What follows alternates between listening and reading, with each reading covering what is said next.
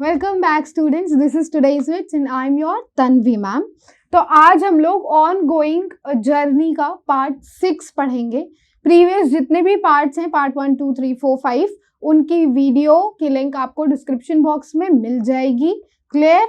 अगर आपने अभी तक ग्रुप ज्वाइन नहीं किया है तो आपको व्हाट्सएप नंबर दिख रहा होगा, आप इस पे ऐड हो करके, इस पे मैसेज करके ऐड हो सकते हैं और इस पे ऐड हो करके आप ग्रुप में ज्वाइन कर सकते हैं। सर को मैसेज करके ग्रुप में जो पेड बच्चे हैं उनका ग्रुप अलग से बना है एंड पेड ग्रुप की फीस ज़्यादा नहीं है और आप लोग इतना पे करके आप लोग पीडीएफ्स ले सकते हो और वो पीडीएफ्स आप लोगों की एमसीक्यू में हेल्प करेगा। याद रखिएगा, एमसीक्यू पेपर है इस बार आप लोगों का, तो पीडीएफ्स ले लीजिए, बहुत ज़्यादा काम आएंगे वो। क्लियर?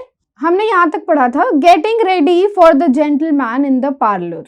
ठीक है, मतलब किचन में जो है खाना रेडी हो रहा होता है और ये लोग इनमें बैठे होते हैं। वहां तक वो पूरा सिनेरियो था। प्रोकल ओ प्रोकल एस्ते प्रोफिनी, ये जो लाइन है इसको ब्रैकेट में करिए। एक्चुअली ये लाइन जो है वो प्रिस्टस जो होती है वो हिकेट को बुला रही होती है और प्रिस्टस बोलती है ये लाइन किस पे? वर्जिल का एक वर्क है एनियड, उसकी बुक नंबर 6 की लाइन नंबर 257 और 258 जब आप देखेंगे तो वहां पे लाइन लिखी हुई है। अगेन मैं बताती हूँ, प्रिस्टिस बोल रही होती है और हिकेट को बुला रही होती है। ठीक, लिटरली वो क्राई कर रही होती है और क्राई करके हिकेट को बुला रही होती है। हिकेट कौन है? Hecate is a Greek goddesses of underworld.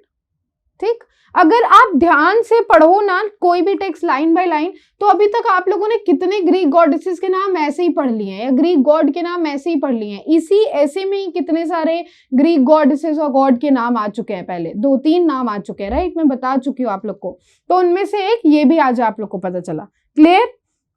अब लेकिन अगर हम यहाँ इसकी मीनिंग देखें, यहाँ पे क्या मीनिंग होगी? एक्चुअली यहाँ पे क्या मीनिंग है? फार, ओ फार फ्रॉम द अनइनिशिएटेड। ठीक है, यहाँ पे इसकी ये मीनिंग है। और ये जो है ना प्रोकल ओ प्रोकल एस्ते प्रोफनी, ये लिखा तो एक्चुअली एनियड में है, वर्जिल्स का जो वर्क है, लेकिन क्या होता है, क्या है कि बाद में ये और जगह पे भी यूज किया गया है। ठीक है, तो इसकी जो एक्स्ट्रा इंफॉर्मेशन है वो आपको साइड में दिख रही होगी, आप इसको रीड आउट कर सकते हो। इन प्लेसेस पे भी इस सेंटेंस का यूज किया गया है। क्लियर? इसका मतलब क्या है बेसिकली? अगर हम यहाँ पे भी देखें तो यहाँ पे इसका मतलब है फार ओ फार फ्रॉम द अनइनिशिएटेड। तो अब सोचने वाली बात है कि ये यहाँ क्यों लिखा? ये लैटिन फ्रेज है, ये लैटिन लैंग्वेज में लिखा गया है। अनइनिशिएटेड का मतलब क्या हुआ? अनइनिशिएटेड का मतलब विदाउट स्पेशल नॉलेज और एक्सपीरियंस इन समथिंग। तो वो क्या बोल रहे हैं कि वो लोग इनमें बैठे होते हैं, अंदर खाना बन रहा होता है, तो हैजलिट ये बोलते हैं कि दूर रहो ऐसी चीजों से जिनका आपको कोई भी एक्सपीरियंस नहीं है या जिनके बारे में आपको कोई भी स्पेशल नॉलेज नहीं है। उन लोग को नहीं पता होता है ना कि अंदर क्या खाना बन रहा है। ऊपर देखो, ऊपर वाली लाइन क्या है, मैं एक बार फिर से पढ़ती हूँ। Then in the interval of the pictured scenery and Shandin contemplation to catch the preparation and the stir in the kitchen, उन लोग को वो स्टिर की आवाज सुनाई देती है ना, तो अब वो यही बोल रहे हैं कि वो जो चीज है उससे दूर रहो। ठीक है, उन सारी ये जो अनइनिशिएटेड चीजें जिनके बारे में हम लोग को नहीं पता है, इनसे हम दूर रहते हैं। These are sacred to silence and to musing, to be treasured up in the memory and to feed the source of smiling thoughts hereafter। अब वो क्यों कहते हैं ये कि इन चीजों से, मतलब ये जो अनइनिशिएटेड चीजें इनसे दूर रहो, इसलिए बोलते हैं। आगे देखो लिखा हुआ है these are sacred to silence। क्यों? क्योंकि विलियम हैजलिट के लिए वो जो वक्त होता है वो बहुत ही ज्यादा इंपॉर्टेंट होता है। सैक्रेड का क्या मतलब हुआ? इंपॉर्टेंट, पवित्र एक तरीके से। ठीक है, तो वो बहुत ही ज्यादा इंपॉर्टेंट होता है साइलेंस के लिए और म्यूजिंग के लिए। म्यूजिंग यानी डीप थिंकिंग के लिए। To be treasured in the memory, क्योंकि इस टाइम वो बोलते हैं ना, विलियम हैजलिट, हम लोग ने पहले पढ़ा है, वो कहते हैं कि जब मैं जर्नी में होता हूँ तो जो भी थॉट्स मेरे अंदर आ रहे होते हैं मैं उन्हें आने देता हूँ। तो यही कह रहे हैं कि ये जो थॉट्स हैं, ये जो एक्सपीरियंसेस हैं हमारे, यही आगे चल के मेमोरी के लिए एक ट्रेजर बनेंगे, खजाना बनेंगे, इन्हीं से हमारी अच्छी मेमोरीज बनेंगी।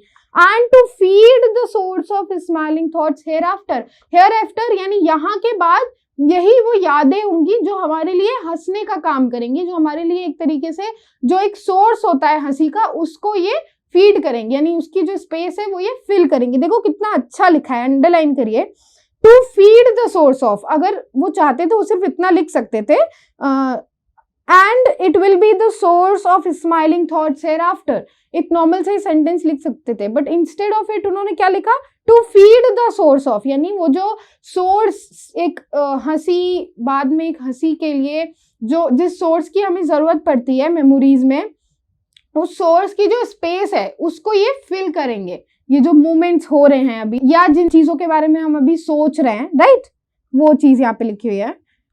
I would not waste them in idle talk, idle lazy। मैं इस वक्त को, मैं इस कीमती वक्त को, इन चीजों को मैं idle talk यानी लेजी बातें करके वेस्ट नहीं कर सकता। और if I must have the integrity of fancy broken in upon, I would rather it were by a stranger than a friend। अब वो क्या बोलते हैं, वो ये कहते हैं कि और अगर मेरी जो थिंकिंग की कैपेसिटी है वो टूट रही होगी, देखो ब्रोकन इन अपॉन, इसको अंडरलाइन करिए, ये फ्रेज है, इसका मतलब होता है to thrust it on, to thrust it on. अगर अब हम टू थर्स्ट इट ऑन को फर्दर ब्रोक करें मीनिंग में, तो इसका मतलब हुआ इंटरप्रेट समथिंग, या sorry not interpret, interrupt something with force. ठीक है, किसी चीज को फोर्स के साथ इंटरप्ट करना।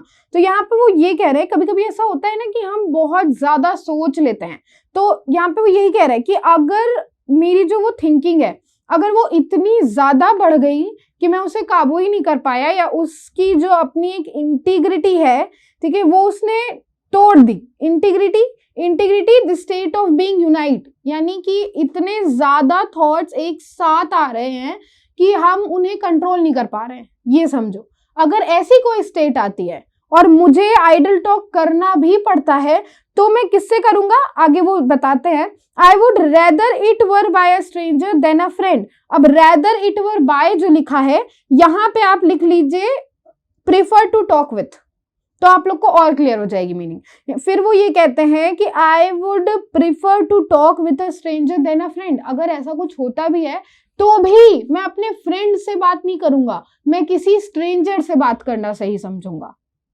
Clear? A stranger takes his hue basically formal word है, क्लियर, और ह्यू का मतलब होता है अ टाइप ऑफ बिलीव और ओपिनियन, किसी भी टाइप का बिलीव या ओपिनियन होना किसी भी चीज के ऊपर, उसको हम ह्यू बोलते हैं।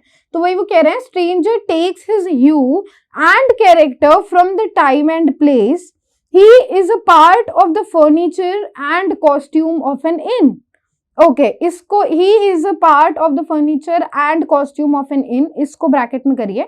अब वो क्या बोलते हैं विलियम हेजलिट, वो ये कह रहे हैं कि जो स्ट्रेंजर होगा ना, वो अपने उसके जो भी ओपिनियंस होंगे या जो भी उसके बिलीव्स होंगे एंड कैरेक्टर्स, और जो भी उसके कैरेक्टर्स होंगे वो यही के होंगे, वो इसी वक्त के होंगे और इसी जगह के होंगे। वो ना तो फ्यूचर में जाएगा ना तो पास्ट में जाएगा, वो यहीं पे रहेगा। और अगर आपका कोई फ्रेंड है और आप उससे कोई बात कर रहे हो, तो जनरली ऐसा होता है ना कि अगर हम अपने फ्रेंड से कोई बात कर रहे होते हैं तो पास्ट की चीजें याद आने लगती हैं, फिर वो पुरानी बातों में जाने लगते हैं ना, वो चीजें, तो वो वैसा कुछ नहीं होगा। ठीक है, अगर हम किसी स्ट्रेंजर से बात करें, क्योंकि उसको हमारे बारे में नहीं पता, हमें उसके बारे में नहीं पता, तो वो यहीं पे रहेगा, इसी जगह पे रहेगा और इसी समय की बात करेगा। ठीक है, he is a part of the furniture and costume of a in.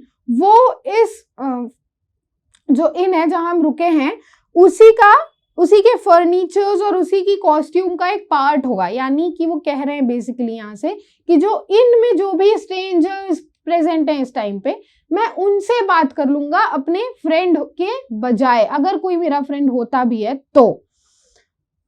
If he is a Quaker और from the West Riding of Yorkshire so much the better. और अगर वो क्वैकर हुआ या वो यॉर्कशायर के वेस्ट पार्ट से हुआ तो और भी बेहतर है, और भी अच्छा होगा। ओके, एक और चीज, क्वैकर किसको कहते हैं? अगर आपको क्वैकर की एकदम एग्जैक्ट डेफिनेशन जाननी है तो दिख रही होगी। क्लियर? बेसिकली ऐसे समझो इजी लैंग्वेज में, आपका कोई ऐसा फ्रेंड जो किसी रिलीजियस ग्रुप से जुड़ा हो और जो इंटरनल इनलाइटमेंट में बिलीव करता हो, उसे हम क्वैकर कहेंगे। क्लियर? एंड यहाँ पे जो लिखा है ना West Riding of Yorkshire, actually जो यॉर्कशायर है वो डिवाइड हुआ है, ठीक है, वो डिवीजन है। तो जो 3 हिस्टोरिकल डिवीजन है यॉर्कशायर के, उसी में से ये एक है वेस्ट राइडिंग, यानी वेस्ट वाला पार्ट। मैप आपको दिख रहा होगा, ठीक है। और इसमें जो राइडिंग है, यहाँ पे राइडिंग का मतलब है 1/3, यानी जो पूरा है ना हिस्सा, उसमें से 1/3 वेस्ट डिवीजन जो है वो उसकी बात कर रहे हैं Hazlitt. Clear? Okay. I do not even try to sympathize यानी understand the problem of someone, और या तो कह लो सहानुभूति रखना, ठीक है। तो यहाँ पे वो कह रहे हैं Hazlitt, I do not even try to sympathize with him and he breaks no square। Okay, अब वो कह रहे हैं कि फिर क्या होगा कि मुझे उसके साथ कोई सहानुभूति नहीं होगी एज सच, ठीक है, या मैं ट्राई भी नहीं करूंगा कि मैं उसके साथ सहानुभूति रखूं, ठीक है। यानी अगर वो कुछ कह रहा है, वो कोई पॉइंट कह रहा है, तो मैं उसे सुनूं ध्यान से। फ्रेंड्स के साथ क्या हो जाता है, अगर फ्रेंड अगर कोई पास्ट की बातें लाता भी है तो आपको उसको सुनना पड़ता है, राइट, अगर वो बहुत ही इमोशनल स्टेट में या कुछ वैसा। लेकिन यहाँ पे ऐसा नहीं होगा, यहाँ पे जो भी बात होंगी वो एज अ हेलो हाय वाली होंगी, अगर हम इजी लैंग्वेज में आपको समझाएं तो। एंड यहाँ पे क्या लिखा है आगे, and he breaks no squares, इसको अंडरलाइन करिए। एक्चुअली ब्रेक्स नो स्क्वायर जो है ये एक फ्रेज है, इसका मतलब होता है क्रिएट नो ट्रबल, यानी कि कोई ट्रबल ना क्रिएट करना, ठीक है। तो यहाँ पे बेसिकली क्या मतलब है, यहाँ पे ये मतलब है कि मैं उससे कोई भी सहानुभूति नहीं होगी मेरी और उसकी, ठीक है, और मैं उसको कोई भी सिंपैथी नहीं दूंगा, और ना ही वो ये सर्कमस्टेंसेस जो है, ये जो सिचुएशन है उसको चेंज करेगा या वो ट्रबल क्रिएट करेगा, क्योंकि उसके लिए मैं भी अनजान ही हूं एक तरीके से, तो वो भी मेरे लिए कोई सिंपैथी नहीं रखेगा। Clear? How I love to see the camps of the gypsies। gypsies हमने ऊपर पढ़ा था, बेसिकली जो लोग होते हैं ना जो एक जगह रहते हैं फिर ट्रैवल करते हैं फिर दूसरी जगह रहते हैं, ठीक है, उनको वो कारवां जो लोग लेके चलते हैं, अगर आपको पता हो कि कारवां किसे कहते हैं तो। To sigh my soul into that sort of life, if I express this feeling to another, he may qualify and spoil it with some objection। अब वो ये कह रहे हैं कि ये जो जिप्सीज के कैंप्स होते हैं, मुझे इनको देखना पसंद है, ठीक है, मैं इनको देखता हूँ तो मैं कुछ सोचता हूँ, या जो भी थॉट प्रोसेस मेरे दिमाग में आते हैं, मुझे नेचर के साथ रहना, मुझे इन जिप्सीज के कैंप्स को देखना, इनकी एक्टिविटीज को देखना पसंद है। और अगर आगे क्या कह रहे हैं, to sigh my soul into that sort of life, और मुझे ये पसंद है कि मैं अपनी आत्मा को ऐसी जिंदगी को दिखाऊं, मतलब मेरी आत्मा को अच्छा लगता है ऐसी लाइफस्टाइल देखना, ऐसी चीजों को ऑब्जर्वेशन करना, बेसिकली ऑब्जर्व करना। If I express this feeling to another, अगर मैं अपनी इस फीलिंग को किसी और को समझाता हूं या बताता हूं, ही मे क्वालिफाई, वो इस चीज को समझ तो जाएगा, वो मेरी जो भी मैं समझाऊंगा, जो भी मैं बोलूंगा, हो सकता है कि वो उसको समझ जाए या वो उसको सुन ले, लेकिन फिर वो उस पर ऑब्जेक्ट करने लगेगा, ठीक है, वो उसमें अपने ओपिनियंस रखने लगेगा, ठीक है, वो उसमें ऑब्जेक्शन दिखाने लगेगा। आई associate nothing with my travelling companion but present objects and passing events. Underline करिए, ये लाइन आप कोट कर सकते हैं, बहुत अच्छी लाइन है। वो कह रहे हैं कि मैं अपने ट्रैवल कंपेनियन में किसी और को नहीं चाहता हूं एक्सेप्ट जो मैं ट्रेवल कर रहा हूं उस टाइम पे जो ऑब्जेक्ट्स प्रेजेंट हैं उनके अलावा, या जो इवेंट्स हो रहे हैं, ठीक है, जो मोमेंट्स हो रहे हैं उनके अलावा। मैं ये नहीं चाहता कि कोई और मेरा कंपेनियन हो, ह्यूमन फॉर्म में उनका कोई कंपेनियन हो, बेसिकली आप ये कह लो कि ह्यूमन बीइंग उनका कोई कंपेनियन हो, वो ये नहीं चाहते हैं। जो भी चीजें उनके रास्ते में आ रही हैं ट्रैवलिंग के वक्त, या जो भी इवेंट्स छोटे छोटे हो रहे हैं, जो आसपास की चीजें चल रही हैं, वही उनके कंपेनियन, वो चाहते हैं कि वही उनके कंपेनियन हो ट्रैवलिंग के टाइम पे। In his ignorance of me and my affairs I in a manner forget my self. अब यहाँ पे जो हिज आया है ना, वो उसी ट्रैवलिंग कंपेनियन के लिए आया है, ठीक है, जिसकी वो बात कर रहे हैं। वो कहते हैं कि उसकी जो इग्नोरेंस होगी, ठीक है, जो भी मेरा ट्रैवलिंग कंपेनियन हुआ, अगर वो इन ऑब्जेक्ट्स और इवेंट्स के अलावा कोई हुआ, ठीक है, या अगर मेरा कोई फ्रेंड हुआ जिससे मैं ये बात बोलूंगा या अपनी बातें शेयर करूंगा, अगर उसने मुझे इग्नोर किया, ठीक है, क्योंकि वो करेगा ही, ऑब्जेक्शन करेंगे ही, जैसे वो ऊपर बताते हैं, तो ये कह रहे हैं कि उसके इग्नोरेंस में, अगर उसने मुझे इग्नोर किया या मेरे अफेयर्स या जो भी मैं बातें बता रहा हूँ, अपने थॉट्स बता रहा हूँ, उसको अगर इग्नोर किया, I in a manner forget myself, तो मैं खुद को भूल जाऊंगा। ये बहुत अच्छी लाइन है, इसको ब्रैकेट में बंद करिए, मैं एग्जाम्पल देके समझाती हूँ। आप अपने किसी क्लोज पर्सन के सामने बैठे हो, ठीक है, आप चाहते हो कि आप उसे बताओ सारी चीजें कि क्या क्या हुआ था, या बेस्ट फ्रेंड ले लेते हैं, आप अपने बेस्ट फ्रेंड के सामने बैठे हो, ज्यादा रिलेट कर पाओगे। तो आपका जो क्लोज फ्रेंड है, वो जो बेस्ट फ्रेंड है, आप चाहते हो कि आप उसे वो बातें बताओ, ठीक है, तो आपने एक बार बोलने की कोशिश की, उसने दूसरी बात शुरू कर दी, आपने दूसरी बात बोलने की कोशिश की, उसने फिर दूसरी बात शुरू कर दी। तो आप जिस स्टेट ऑफ मूड में उस टाइम बैठे हो, क्या आप उस स्टेट ऑफ मूड में रह पाओगे? फिर नहीं ना, आप अपसेट हो जाओगे ना, आप कुछ और हो जाओगे ना, आप वो तो थे नहीं जो आप उसके बाद होगे, that will be your upset version, right. So यहाँ पे वही लिखा है कि in a manner forget myself, अगर ऐसा कुछ हुआ, ठीक है, और ये होगा जरूर, तो फिर मैं खुद को भूल जाऊंगा, मैं खुद में एंजॉय करना भूल जाऊंगा, मैं खुद की ट्रैवल में जो मुझे अच्छा लग रहा है, जो मुझे हैप्पीनेस हो रही है, वो सब खत्म हो जाएगी, ठीक है, ये मतलब था यहाँ पे। But a friend reminds one of other things, rips up old grievances and destroys the abstraction of the scene।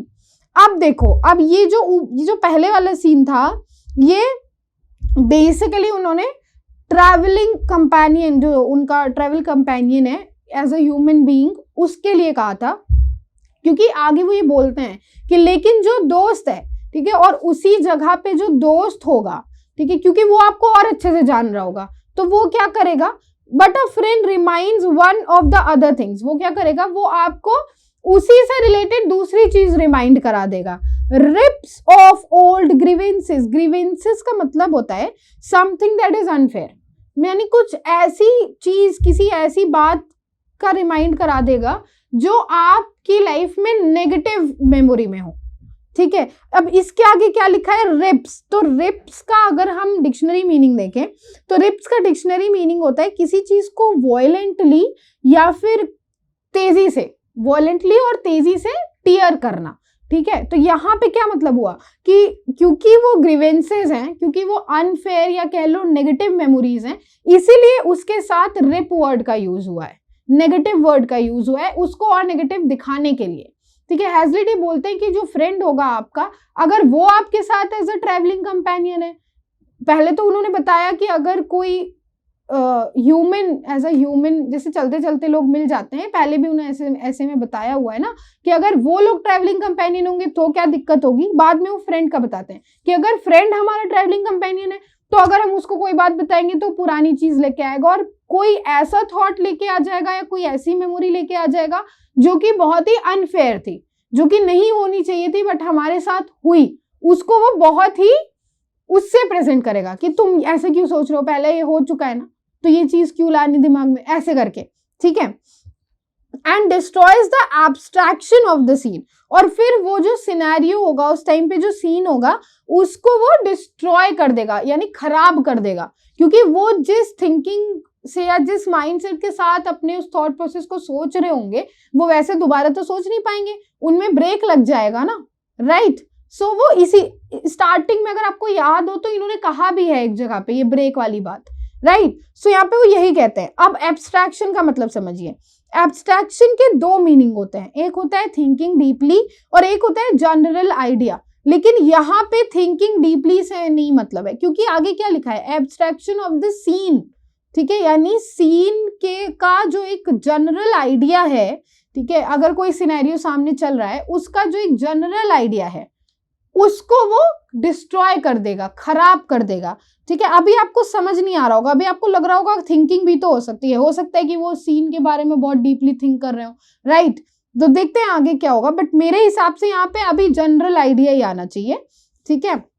He comes in ungraciously between us and our imaginary character. देखो क्लियर हो गया क्या बोल रहे हैं, वो उनका जो फ्रेंड है, ही अब यहाँ पे जो आया है वो फ्रेंड के लिए, कि वो जो फ्रेंड जो भी थॉट लेकर के आएगा उसके प्रोस्पेक्टिव से कह रहे हैं कि वो क्या करेगा, ही कम इन अनग्रेशियसली यानी अनपोलाइट मैनर, इन एन अनपोलाइट मैनर, वो क्या करेगा हमारे और मेरा जो इमेजिनरी कैरेक्टर है उस सीन को लेकर के उसके बीच में आ जाएगा। ठीक है, जनरली क्या होता है, इसको ऐसे समझो जैसे हम कोई बात बता रहे हैं अपने फ्रेंड को, ठीक है, या हमने कोई एक थॉट बोला, वो हमने जनरल वे में बोला, ठीक है, बट कभी कभी क्या होता है सामने वाला पर्सन उसको खुद पे ले लेता है, राइट, या सामने वाला अगर आपका फ्रेंड है तो वो क्या सोचता है, वो ये सोचता है कि ये वापस से उस मेमोरी से तो नहीं रिलेट कर रहा है जो पास्ट में हो चुकी होती हैं उनके और उनके फ्रेंड के साथ, है ना, तो कहीं उससे रिलेट तो नहीं कर रहा है, वो ये सोचने लगता है और फिर वो जो अनप्लीजेंट मेमोरी पहले हो चुकी है उसको वापस से रिमाइंड कराते हुए अपने फ्रेंड को, यानी हमको जो बता रहा है अपना थॉट, उसको ये कहता है कि भाई ऐसे मत करो, ये चीज तुम्हारे साथ हो चुकी है ना पहले, फिर तुम ये क्यों कर रहे हो, होता है ना आपके फ्रेंड के बीच में। तो यहाँ पे वो यही कह रहे हैं कि वो अगर उस सीन के बारे में कोई जनरल सा थॉट भी ला रहे होंगे या एक जनरल आइडिया भी ला रहे होंगे तो उनका फ्रेंड उस जनरल आइडिया को डिस्ट्रॉय कर देगा उनके और उनके इमेजिनरी कैरेक्टर के बीच में आकर के, ठीक है, जो एक्चुअल में एग्जिस्ट भी नहीं करता है, जिसको वो इमेजिन कर रहे हैं, बट उनके फ्रेंड को क्या लग रहा है, क्योंकि उनका फ्रेंड उनसे बहुत क्लोज है एंड ही केयर्स, तो वो उस माइंड लेवल पे नहीं जा पा रहा है, राइट, तो वो इंटरप्ट कर देगा बीच में और उनकी अगेन जो थिंकिंग है वो डिस्ट्रॉय हो जाएगी, खराब हो जाएगी। क्लियर, ये मतलब है। Something is dropped in the course of conversation that gives a hint of your profession and pursuits. Pursuits basically ऐसी activities जो आप अपने वर्क या प्लेजर के लिए करते हो। So यहाँ पे वो वही कह रहे हैं कि कुछ तो बीच में आ जाएगा उस कॉन्वर्सेशन के, यानी कोर्स ऑफ कॉन्वर्सेशन, यानी कि फिर उनके बीच में फ्रेंड के बीच में कन्वर्सेशन होगी और फिर कुछ तो ऐसा आ जाएगा जो आपको आपके प्रोफेशन को रिमाइंड कराएगा या आपके एक्टिविटीज को रिमाइंड कराएगा, जिन चीजों से आप दूर हटने के लिए ट्रैवल पे आए हो। स्टार्टिंग में हैजलिट ये मेंशन करते हैं ना कि मैं ट्रैवल पे इसलिए नहीं जाता कि मैं बकवास कर सकूं, मैं इसलिए जाता हूं ताकि मैं इन सारी दुनियादारी और जो भी टाउन में जो भी चीजें हैं उनसे दूर हटके छोटी छोटी चीजों पे सोच सकूं। वही बोलते ना, तो यहाँ पे वही लिखा है कि फिर से आपको आपका प्रोफेशन याद आ जाएगा जिससे आप बाहर आए हो, जिससे आप हटने के लिए ट्रैवलिंग पे आए हो। तो अल्टीमेटली फिर ट्रैवलिंग पे आने का मतलब क्या हुआ, इसीलिए वो कहते हैं कि मैं या तो ऑब्जेक्ट्स के साथ जो उस ट्रैवलिंग के टाइम पे जो ऑब्जेक्ट्स आ रहे हैं उनको और इवेंट्स को अपना ट्रैवलिंग कंपेनियन बनाना प्रेफर करता हूं, और from having someone with you that knows the less sublime यानी extremely high quality portions of your history, it seems that other people do. अब क्या बोल रहे हैं वो, अब ये कह रहे हैं कि या फिर अगर आप ऐसे लोगों को ऐसे को साथ में रखते हो जिसको क्या बोल रहे हो, जिसको less Sublime portion of your history, यानी जिसको आपके बारे में आपकी लाइफ में जो भी अच्छी चीजें हुई हैं उनके बजाय जो भी थोड़ी बुरी चीजें हुई हैं या ऐसी चीजें हुई हैं जिनसे आप सैड हुए हो, जिनको सिर्फ उनकी नॉलेज होती है, अगर उनके साथ आप ट्रेवल कर रहे होते हो तो क्या बोल रहे हैं आगे, it seems that other people do. तो ऐसा लगता है जब आप उनको अपना जो आपके दिमाग में चल रहा है जब आप उनको बताओगे तो ऐसा लगेगा कि उनको सब पता है, उनको सब पता है कि आपकी लाइफ कैसी चल रही है, और वो फिर उसी पर्सपेक्टिव से आपको नॉलेज देते हैं, आपको कह लो अपने ओपिनियन देते हैं, नॉट नॉलेज, अपने ओपिनियन देते हैं।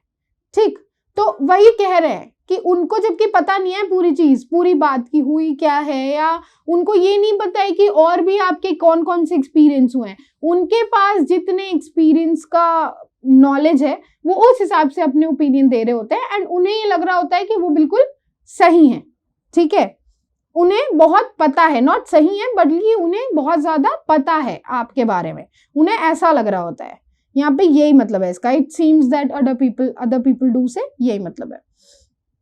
You are no longer a citizen of the world, but your unhoused free condition is put into circumscription and confine. Okay, पहले हम इसकी मीनिंग जान लेते हैं, उसके बाद ये जो कोटेशन है इसकी मीनिंग पे हम जाएंगे कि ये कहाँ से उठाया है। क्लियर? अब वो कह रहे हैं कि जब ये सारी चीजें हो जाती हैं, जब इतने तरीके का इंटरप्शन हो जाता है आपके थिंकिंग में या आपके ट्रैवलिंग के वक्त, तो फिर क्या होता है, तो फिर आप उस दुनिया के सिटीजन नहीं रह जाते। ठीक है, you are no longer a citizen of the world. तो फिर आपकी जो अपनी जो वो दुनिया चल रही होती है ट्रैवलिंग के वक्त पे, आप उसके सिटीजन नहीं रह जाते हो। बट लेकिन क्या होता है, और क्या होता है, और आपकी जो भी थिंकिंग है, ठीक है, अनहाउस्ड फ्री कंडीशन यानी जो आपकी फ्रीडम ऑफ थिंकिंग है वो क्या कर दी जाती है, वो रिस्ट्रिक्ट कर दी जाती है और लिमिटेड कर दी जाती है। सर्कमस्क्रिप्शन यानी रिस्ट्रिक्शन यानी रिस्ट्रिक्ट कर दी जाती है, और कन्फाइन यानी लिमिटेशंस लगा देना किसी चीज पे, तो उस पे लिमिटेशंस लगा दी जाती है। क्लियर? इसकी सिंपल सी ये मीनिंग है। अब ये जो डबल इन्वर्टेड कॉमास में लिखा है unhoused free condition is put into circumscription and confine, basically ये लाइन ओथेलो की है। ठीक है, शेक्सपियर का जो प्ले था ओथेलो, वहां से ली है हैजलिट ने। एक्ट 1 सीन 2 की लाइन है, ओथेलो का डायलॉग होता है, लाइन नंबर 29 एंड 30 है। द इनकॉग्निटो, इनकॉग्निटो मतलब हाइडिंग योर रियल एंटिटी, आपकी जो रियल एंटिटी है उसको छुपा करके रखना। The incognito of an inn is one of its striking privileges. ठीक है, यहाँ पे जो इट्स आया है वो इनके लिए आया है। वो ये कह रहे हैं हैजलिट कि इनकी सबसे अच्छी प्रिविलेज, स्ट्राइकिंग यानी अट्रैक्टिंग प्रिविलेज क्या है, अट्रैक्टिंग एडवांटेज क्या है, वो ये है कि वहां पे जितने लोग होते हैं वो इनकॉग्निटो होते हैं, यानी वो स्ट्रेंजर्स होते हैं एक दूसरे के लिए। वो एक्चुअल में जो होते हैं वो दिखा नहीं रहे होते हैं। Lord of one self अनकम्बर्ड with a name. अब ये जो डबल इन्वर्टेड कॉमा में कोटेशन लिखा है, ये जो ऊपर वाली कंडीशन है ना उसी को डिस्क्राइब कर रहा है। ठीक है, और ये लाइन बेसिकली, ये जो लाइन है ये ड्राइडन का एक वर्क है, to my honoured kinsman John Dryden, उनको उसमें लिखी हुई लाइन है, ये वहां से उठाई है हैजलिट ने। और एक और चीज कि ये जो लाइन है ये एग्जैक्ट हैजलिट ने नहीं उठाई है, जो ड्राइडन के वर्क में लाइन है। ड्राइडन को कौन सा वर्क है, to my honoured kinsman John Dryden. ठीक है, DRIDEN है वर्क में स्पेलिंग ड्राइडन की। ठीक है, एक्चुअल में तो DRY होती है बट वर्क में DRI ही है। तो उस वर्क में जो एक्चुअल लाइन है वो है lord of one self अनकम्बर्ड with a wife. ठीक है, नेम की जगह वहां पे वाइफ लिखा हुआ है, और हैजलिट ने यहाँ पे क्या लिखा है, हैजलिट जी ने यहाँ पे नेम लिख दिया है वाइफ को हटा करके। तो ये लाइन वहां से ली गई है और ये वर्क उनका 1700 में आया था। लाइन नंबर 18 पे जब आप जाएंगे 1718 पे, तो आप देखेंगे वहां पे ये लाइन लिखी हुई है। Clear? Okay. Oh, it is great to shake off the trammels of the world and of public opinion, to lose our importunate, tormenting, everlasting personal identity in the elements of nature and become the creature of the moment, clear all ties.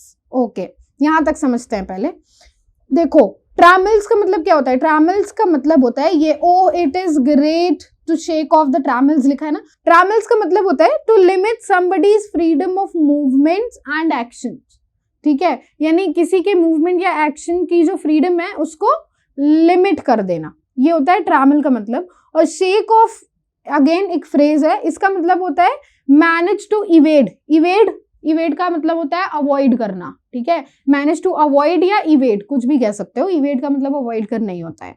सो क्या कह रहे हैं वो कि ये बहुत ही अच्छा है, ओह इट इज ग्रेट, यानी ये बहुत ही प्लेजर वाली फीलिंग है। क्या?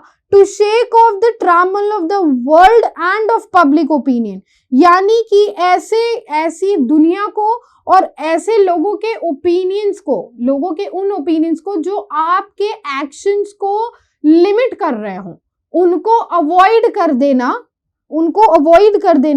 टू लूज आर इम्पॉर्चुनेट, और खुद का to lose our importunate tormenting everlasting personal identity, और खुद की जो एक पर्सनल आइडेंटिटी है जो कि इम्पॉर्चुनेट है यानी जिद्दी है, टॉर्मेंटिंग यानी परेशान है, हमारा कैरेक्टर है ना जो हमेशा हैरान परेशान सा होता है, वही कह रहे हैं कि जो हमारा ऐसा कैरेक्टर है उसको लूज कर देना, ठीक है, यानी उसको पीछे छोड़ देना, in the elements of nature and become the creature of the moment, अपनी उस पर्सनैलिटी को नेचर में ही छोड़ देना, नेचर के पीछे छोड़ देना और नेचर में घुल जाना, ठीक है, और उसी मोमेंट का, उसी नेचर के मोमेंट का एक क्रिएचर बन जाना, clear of all ties, ties से यहाँ पे मतलब है स्ट्रॉन्ग कनेक्शन बिटवीन पीपल, और लोगों से कुछ समय के लिए दूर हो जाना, ठीक है, यानी कि इन शॉर्ट वो ये कहना चाह रहे हैं कि अकेले पीसफुली नेचर में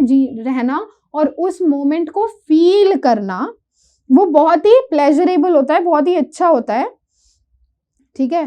to hold the universe only by a dish of sweetbreads, अब वो इनमें बैठे हुए हैं ना और वो अकेले हैं, उनके वो सोलो ट्रेवल कर रहे हैं और वो सोलो ट्रेवल पे लिख रहे हैं, तो यही कहते हैं कि इनमें अकेले स्ट्रेंजर की तरह बैठ करके, स्ट्रेंजर्स के बीच में बैठ करके स्ट्रेंजर की तरह उस ब्रेड को खाना वो बहुत ही आनंद वाली फीलिंग होती है, ठीक है, अपने आप में पूरा ब्रह्मांड होता है उस एक फीलिंग में। ये यहाँ पे उन्होंने हाइपरबोल का यूज किया है। And two O nothing but the score of the evening, और कुछ भी ओ नहीं करना, ना किसी की बातों की टेंशन, ना किसी के बारे में कुछ सोचना, ना किसी चीज की कोई टेंशन लेना, सिर्फ और सिर्फ एक चीज ओ कर रहे होते हो, क्या, स्कोर्स ऑफ द इवनिंग। यहाँ पे जो स्कोर्स है, स्कोर का मतलब है bill for food and drink, जो भी उस इन में वो खाना खाएंगे या जो भी पियेंगे उस इन का जो बिल होगा सिर्फ वो उसके जिम्मेदार होंगे, बाकी किसी भी चीज की रिस्पॉन्सिबिलिटी इस वक्त उनके पास नहीं है, ठीक है, किसी भी चीज की रिस्पॉन्सिबिलिटी ना होना सिर्फ उस बिल के अलावा। And no longer seeking for applause and meeting the contempt, contempt यानी अपमान, ठीक है, ना तो किसी तारीफ की वेट करना कि कोई मेरी आकर के तारीफ करे और ना ही अपमान होने की चिंता होना, कुछ भी नहीं होता है, ठीक है।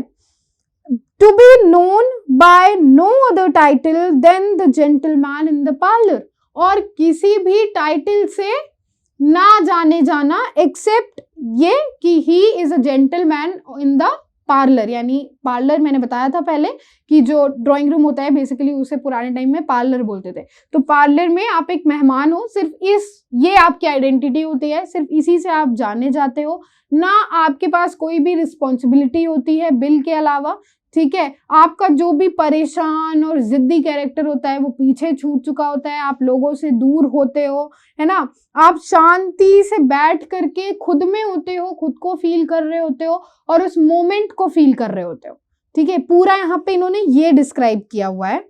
One may take one's choice of all characters in this romantic state of uncertainty as to one's real pretensions यानी claim to be, ठीक है।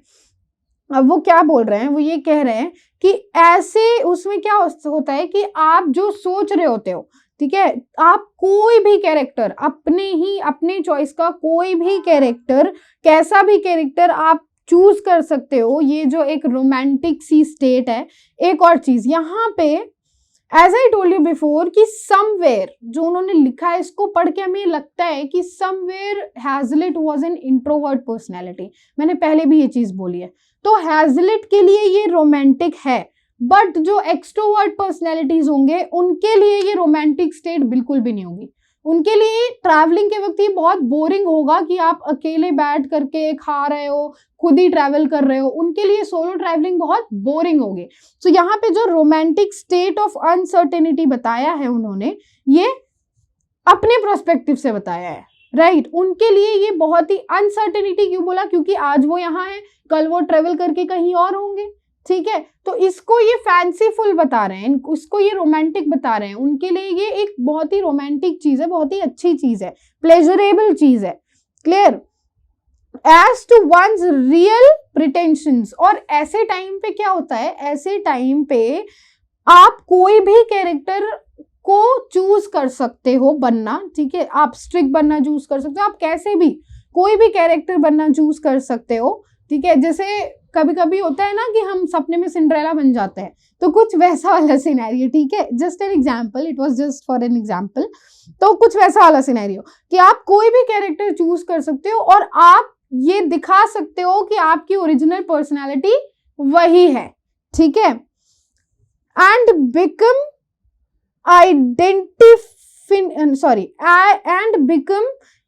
इनडेफिनेटली रिस्पेक्टेबल, और वो पर्सनालिटी दिखा करके, वैसे खुद को शो करके आप क्या कर सकते हो, इनडेफिनेटली यानी नो फिक्स टाइम, आप अनफिक्स्ड टाइम के लिए रिस्पेक्टेबल पर्सनालिटी बन सकते हो, एंड नेगेटिवली राइट वर्शिपफुल। अच्छा, अब यहाँ पे जो नेगेटिवली राइट वर्शिपफुल है इसको अंडरलाइन कर लीजिए। पहले हम राइट वर्शिपफुल की मीनिंग समझते हैं, फिर समझ में आएगा कि नेगेटिवली क्यों लिखा हुआ है आगे।